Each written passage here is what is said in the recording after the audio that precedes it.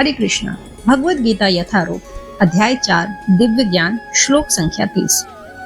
ये सभी यज्ञ करने वाले यज्ञों का अर्थ जानने के कारण पाप कर्मों से मुक्त हो जाते हैं और यज्ञों के फल रूपी अमृत को चख कर परम दिव्य आकाश की ओर बढ़ते जाते हैं। तात्पर्य: विभिन्न प्रकार के यज्ञों यथा द्रव्य यज्ञ, स्वाध्याय यज्ञ तथा योग यज्ञ की उपयुक्त व्याख्या से यह देखा जाता है कि इन सबका एक ही उद्देश्य है और वह है इंद्रियों का निग्रह। इंद्रिय तृप्ति ही भौतिक अस्तित्व का मूल कारण है।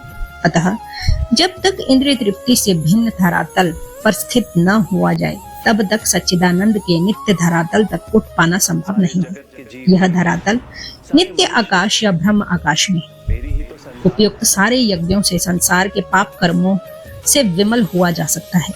जीवन में इस प्रगति से मनुष्य न केवल सुखी और ऐश्वर्यवान बनता है, अपितु अंत में वह निराकार ब्रह्म के साथ तदात्मय के द्वारा या श्री भगवान कृष्ण की संगति प्राप्त करके भगवान के शाश्वत धाम को प्राप्त करता है। श्लोक संख्या 31। हे कुरुश्रेष्ठ, जब यज्ञ के बिना मनुष्य इस लोक में या इस जीवन में ही सुखपूर्वक नहीं रह सकता, तो फिर अगले जीवन में कैसे रह सकेगा? तात्पर्य: मनुष्य इस लोक में चाहे जिस रूप में रहे, वह अपने स्वरूप से अनभिज्ञ रहता है।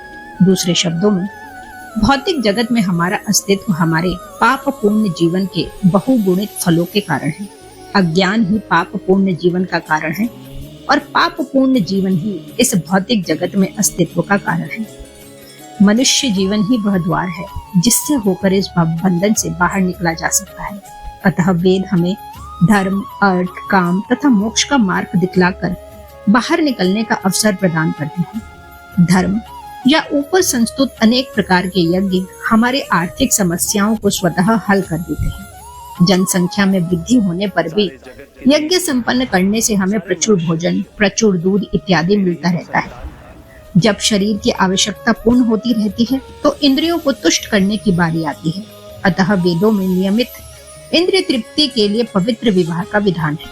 इस प्रकार मनुष्य भौतिक बंधन से क्रमशः छूटकर उच्च पद की ओर अग्रसर होता है और मुक्त जीवन की पूर्णता परमेश्वर का सानिध्य प्राप्त करने में है। यह पूर्णता यज्ञ संपन्न करके प्राप्त की जाती है, जैसा कि पहले बताया जा चुका है। फिर भी यदि कोई व्यक्ति वेदों के अनुसार यज्ञ करने के लिए तत्पर नहीं होता, तो वह इस शरीर में सुखी जीवन की कैसे आशा कर सकता है? फिर दूसरे लोक में दूसरे शरीर से सुखी जीवन की आशा तो व्यर्थ ही है। विभिन्न स्वर्गों में भिन्न भिन्न प्रकार की जीवन सुविधाएं हैं और जो लोग यज्ञ करने में लगे हैं उनके लिए तो सर्वत्र परम सुख मिलता है, किंतु सर्वश्रेष्ठ सुख वह है जिसे मनुष्य कृष्ण भावनामृत के अभ्यास द्वारा वैकुंठ जाकर प्राप्त करता है। अतः कृष्ण भावना भावित जीवन ही इस भौतिक जगत की समस्त समस्याओं का एकमात्र हल है। इस प्रकार भगवत गीता के अध्याय 4 दिव्य ज्ञान की श्लोक संख्या 30-31 का भक्ति वेदांत तात्पर्य पूर्ण हुआ। हरे कृष्ण। हरे कृष्णा।